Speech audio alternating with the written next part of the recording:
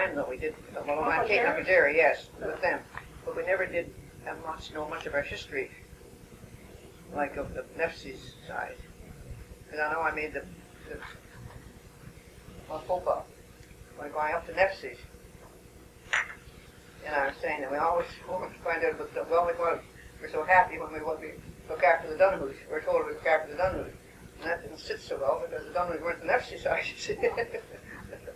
It was the same as you're always so happy to look after the hated side, you see. Yeah, yeah.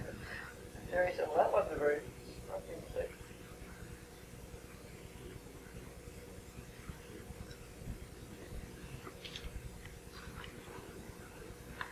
Not much, eh, John? Well, nothing specific to the Lemieux we're looking for. This I know when Francis Xavier is born, Frank, my husband, was born in Sudbury, and his father came from Quebec City.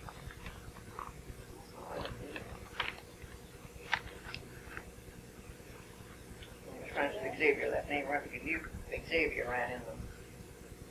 Francis Xavier seemed to be.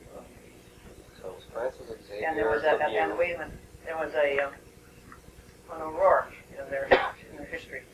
Some kind of connection to some O'Rourke. That was some.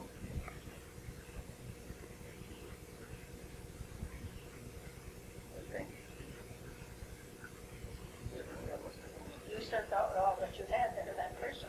Yeah, that is so, but I copied it. I didn't send it. But I don't know what happened to my thing.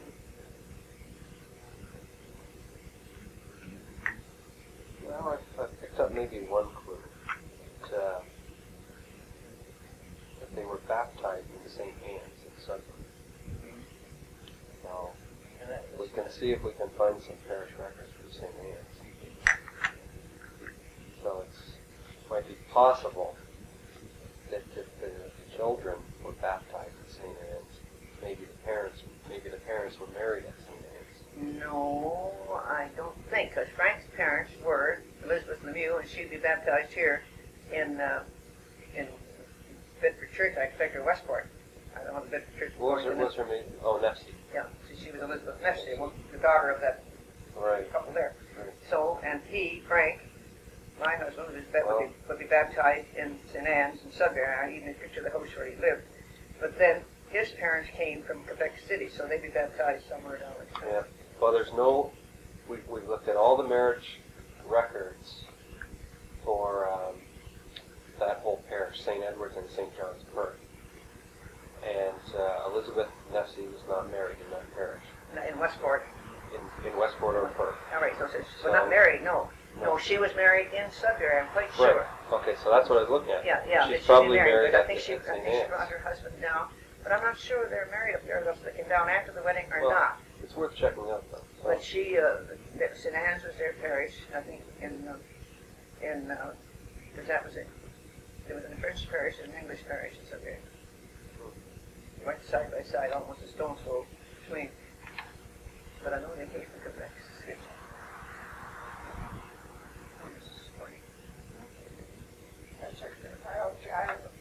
I don't have that information for what she was filled up in the paper there. So I talked to them up there and told them if they wanted to find any record of them, they'd have to do it, because I didn't know where to go. So if somebody said they'd have to go to someplace in Quebec. I would start looking at the St. Anne's records in Sudbury. I think that's probably the first place to look, because we know that they were there. So you take what you know and work backwards from there. Yeah, if somebody gives you a clue, you go a little further and a little further. So St. Anne's is a clue. So once I start checking the records for St. Anne's, I may find another clue. I remember the church was on the street. Well, I'll check out. I don't need to know the address, because they'll likely have parish records for St. Anne's at the National Archives in Ottawa, because that's where we got all the parish records, Perth and Westport. Is that possible? Yes, So, great. I was thinking you'd have to write them about what to do, offer you the money to spend for staffs, or what to do. I didn't know what to do. if it exists, I'll find it.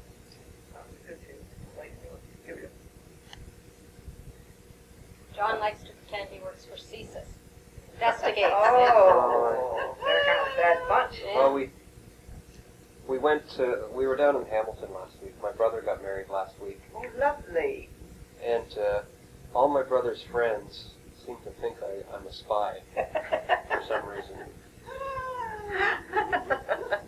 Oh, I love that. My niece that married the spy. Oh, isn't that funny? They kept asking him questions about CSIS, and he would just play along and answer them back very, very straight. Straight. Oh, well, I like that. I thought, oh well, if they believe that, I'll go along with I it. can just see him look at you honestly and stringing you.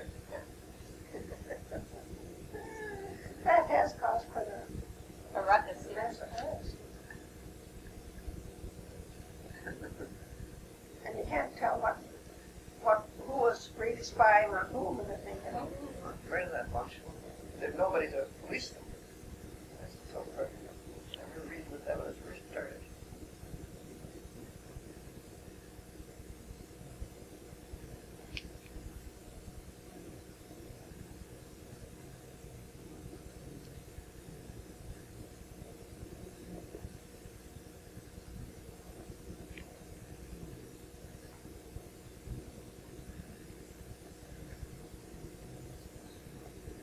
Mary's Frank's father too.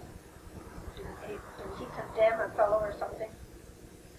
He, He was a judge, wasn't he? yeah, and Not actually. passed the judgment on this fellow was put into prison, and but he got out. And Mary said her father was always terrified. But he did. He bombed the house. Well, then she said this night one of the children was sick, and the father and the mother moved back into the room at the back of the house to look after the, I don't know which one of them. She never said, she says one of us was sick. And this fellow, there was enough dynamite to blow up the whole house. It blew up the front part of the house. Oh, yeah.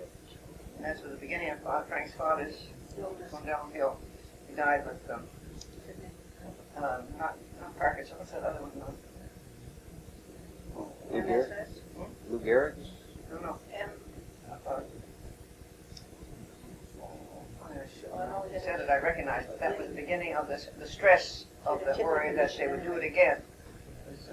he was in the hospital in Toronto, and they insisted that they bring him home to Sudbury. He's only 36, 49, so 36 or something like that. Somewhere in his part anyway. So, And I remember Mary, this just Father Nation climbing up the back of his chair and kissing his ear and saying, "Did you feel that or did you hear it?" so it was relatives of this condemned person that. It was a thin person, but Condemned, he he got got out of jail before he should have been out. Oh, I see. And So he, and I think he threatened, said he did something that it wasn't, he threatened, said, when I think when he was, the day he was condemned, he said, I will get even with that, Yeah. if you get for that. so I think my but I got a phone call one night to know that I'm going to kill you, and I knew that had happened, and I was terrified. I thought somebody that got Frankie in, or he got, lost a case and he got put in, or that Frankie won a case and he got put in the jail over here. And I was afraid of my life that that's what that was, that he was somebody else was going to get, scared of my life. But they were only kids when he died. There was Mary, the oldest one, Frank was only about 7 years of age. Down 8'5", Mary was